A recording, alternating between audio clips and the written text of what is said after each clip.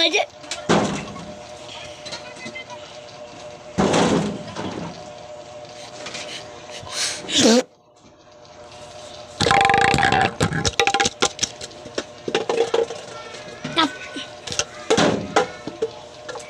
Wala naman yan. Wala.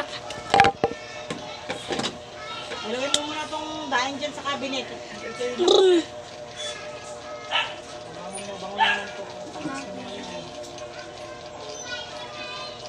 Ayaw pumasok doon sa may umang.